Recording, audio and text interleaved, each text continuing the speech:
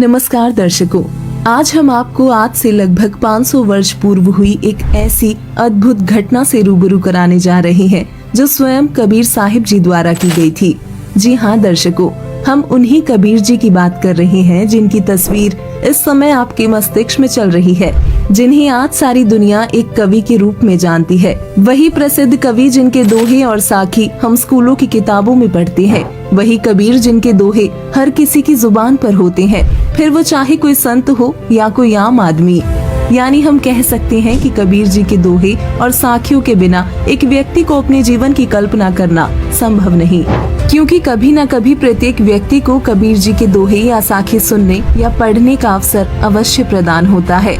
तो वही कुछ ऐसे लोग भी हैं जो कबीर जी को भगवान का दर्जा देते हैं। अब कबीर जी सिर्फ एक कवि थे या भगवान, इसका निर्णय तो उनकी लीलाओं को देखने से ही संभव हो पाएगा, जिसका खुलासा वर्तमान समय में संत रामपाल जी महाराज ने जिन साक्ष्यों तथा प्रमाणों के साथ दिया है वो सर्वमान्य होगा। तो दर्शकों, 500 वर्ष पूर्व कबीर जी द्वारा की गई मगहर लीला को जानने के लिए देखिए हमारा आज का ये खास वीडियो।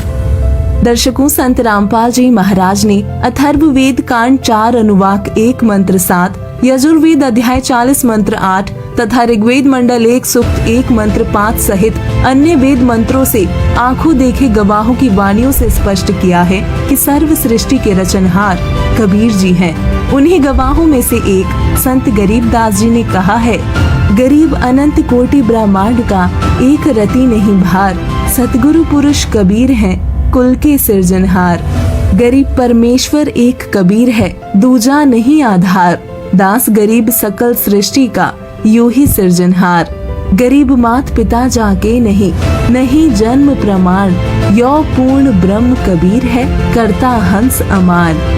दर्शकों, कबीर साहिब जी अपने रितधाम यानी सतलोक से चलकर इस पावन धरा पर आज से लगभग 600 वर्ष पूर्व सन 1398 विक्रमी संवत 1455 ज्येष्ठ मास सुदी पूर्णमासी को ब्रह्म मुहूर्त में काशी के लहर तारा नामक तालाब में विकसित कमल के फूल पर एक नवजात शिशु के रूप में अवतरित हुए थे और सारी सृष्टि को रचने वाले कबीर परमात्मा काशी में 120 वर्ष तक एक साधारण व्यक्ति की तरह कपड़ा बुनते हुए जुलाहे की लीला किए तथा लोगों को पूर्ण परमात्मा तथा सतलोक की जानकारी देते हुए अपने सद्ज्ञान का प्रचार किया। कबीर परमेश्वर जी ने उस समय लोगों के बीच फैले हुए जातिवाद, छुआछूत और पाखंडवाद को समाप्त कर अवगत कराया कि यहाँ न कोई ऊंचा है न कोई नीचा, सभी एक परमात्मा के ही बच्चे हैं। इस प्रकार कबीर परमेश्वर जी ने उस समय लोगों के बीच ये रोशनी जगाई।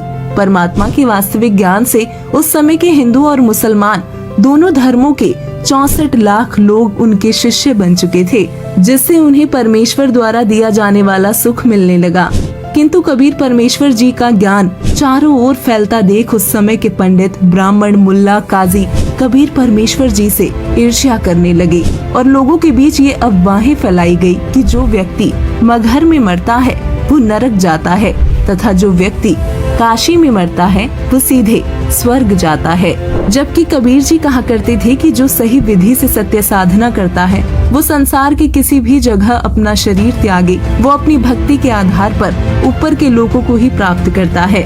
कबीर परमेश्वर जी ने लोगों के बीच फैले इसी भ्रम को दूर करने के लिए काशी छोड़ मगहर में शरीर त्यागने की बात कही और इन पंडितों व ब्राह्मणों से कहा कि आप सभी अपने अपने ज्योतिष शास्त्र सभी साथ रख लेना और लोगों को बताना कि मैं स्वर्ग जाता हूँ या इससे भी ऊपर कोई अन्य लोक में। जिसकी बात कबीर परमेश्वर काशी से मगहर की ओर 120 वर्ष की उम्र में लीला करते हुए पैदल चल पड़ते हैं। उन्हें जो देखता वो उनके पीछे चल पड़ता। काशी के राजा बीर सिंह बघेल, जो परमेश्वर कबीर साहिब के शिष्य बन चुके थे, सूचना मिलने पर सेना को साथ लेकर चल पड़ते हैं। वहीं दूसरी ओर मगहर रियासत के नवाब बिजली खान पठान भी कबीर साहिब के शिष्य हो चुके थे। सूचना मिलने पर वो भी अपनी सेना साथ लेकर कबीर परमेश्वर जी के दर्शनार्थ के लिए निकल पड़ते हैं। दोनों राजा इस उद्देश्य से अपने साथ सेना लाए थे कि कबीर जी के शरीर त्यागने के बाद उनके शरीर का अंतिम संस्कार हम अपनी धार्मिक रीति से करेंगे। कबीर परमेश्वर जी की इस लीला को देखने के लिए हजारों की संख्या में दर्शक और शिष्य उनके साथ मगहर गए।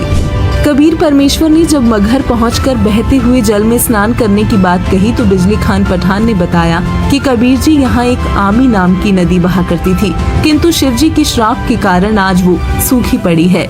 लेकिन आपके नहाने के लिए हमने पानी की व्यवस्था कर रखी है। तभी परमेश्वर कबीर जी ने कहा कि दिखाओ वो नदी कहाँ है। उस नदी के पास पहुंचकर कबीर साहिब ने एक ट्रैफिक पुलिस की तरह चलने का इशारा किया। देखते ही देखते थोड़ी दूर जमीन पर से जोर से पानी का फुआरा सा फटा और कुछ ही देर में नदी जल से पूरी तरह पहले जैसी बहने लगी। परमेश्वर कबीर जी की ये लीला देख वहाँ मौजूद लोग हैरान तथा खुशी से गदगद हो गए। कबीर साहिब ने उस नदी में स्नान किया और एक चादर नीचे बिछाने और दूसरी चादर साथ में ओढ़ने के लिए रखने के लिए कहा तथा दोनों राजाओं बीर सिंह बघेल और बिजली खान पठान के सेना लाने के उद्देश्य को जान अंतर्यामी परमेश्वर कबीर जी ने सबको डांटते हुए बोला कि नादानों, 120 वर्ष तक मैंने तुमको यही शिक्षा दी है।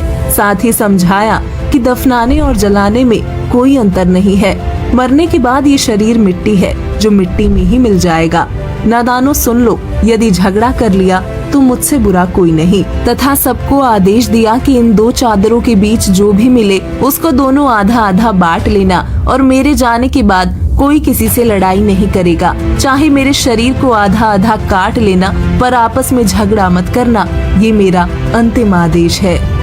इसके बाद कबीर परमेश्वर ने माह महीने की शुक्ल पक्ष तिथि एकादशी विक्रमी संवत 1575 सन 1518 को एक चादर नीचे बिछाई, जिस पर भक्तों ने कुछ फूल डाल दिए थे और उस पर लेटकर दूसरी चादर अपने ऊपर ओढ़ ली। जिसकी थोड़ी ही देर बाद आकाशवाणी हुई कि चादर उठाकर देख लो, उसमें कोई शरीर नहीं है।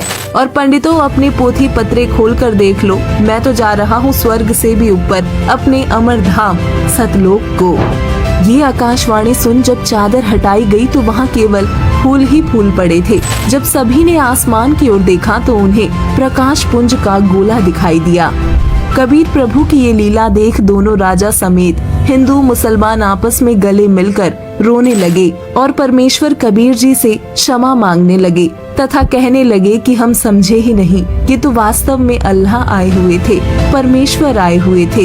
इस तरह परमेश्वर कबीर जी ने दोनों राजाओं के बीच एक भयंकर युद्ध होने से रोक दिया तथा दोनों धर्मों के लोगों में एक भाईचारे तथा धार्मिक सामंजस्य का बीज बो गए, जिसका प्रमाण हमें मगहर वर्तमान जिला संत कबीर नगर में देखने को मिलता है, जहां दोनों धर्मों हिंदुओं तथा मुसलमानों ने कबीर साहिब के शरीर के स्थान पर मिले एक एक चादर तथा आधे आधे सुगंधित फूल लेकर 100 फीट के अंतर पर एक एक यादगार भिन्न भिन्न बनाई हुई है।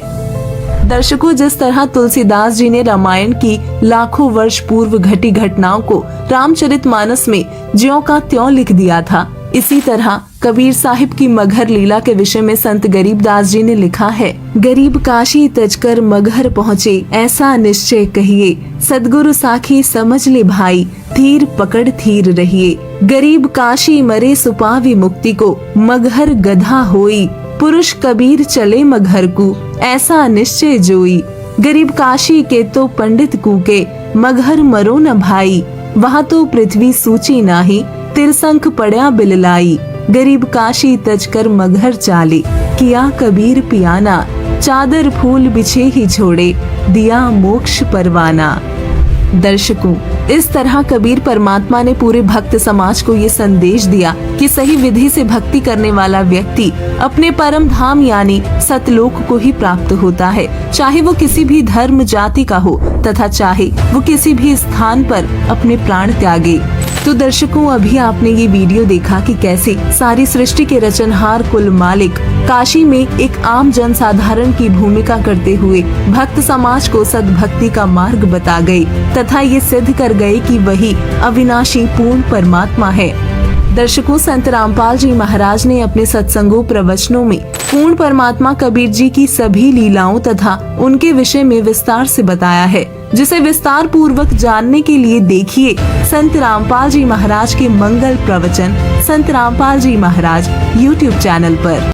मगहर से सतलोक गए कबीरा, जाका पाया नहीं शरीरा, सर्व सृष्टि रचनहार कबीर परमेश्वर जी के 507वें निर्वाण दिवस के उपलक्ष्य में दिनांक 6 से 8 फरवरी 2025 को नेपाल सहित भारत के 11 सतलोक आश्रमों में 3 दिवसीय महासमागम का आयोजन किया जा रहा है। इस शुभ अवसर पर दहेज मुक्त विवाह, रक्तदान शिविर, नेत्र व दंत जांच चिकित्सा, आध्यात्मिक प्रदर्शनी, विशाल सत्संग और विशाल भंडारे का आयोजन किया गया है। आप सभी को इस अद्वितीय कार्यक्रम में सादर आमंत्रित किया जाता है। आपसे विनम्र आग्रह है कि अपने परिवार सहित इस कार्यक्रम में पधार कर इस आयोजन की शोभा बढ़ाए और जगत गुरु तत्वदर्शी संत रामपाल जी महाराज के सानिध्य में होने वाले इस विशाल सत्संग व अमृतमय भंडारे का आनंद प्राप्त करें। इस भव्य कार्यक्रम का आयोजन सभी सतलोक आश्रमों में किया जाएगा। इस कार्यक्रम का सीधा प्रसारण सतलोक आश्रम श्री धनाना धाम, तहसील गोहाना, जिला सोनीपत, हरियाणा से आप 8 फरवरी 2025 को सुबह 9:10 से साधना टीवी चैनल, संत रामपाल जी महाराज यूट्यूब चैनल और स्पिरिचुअल लीडर संत रामपाल जी पर देख सकते हैं।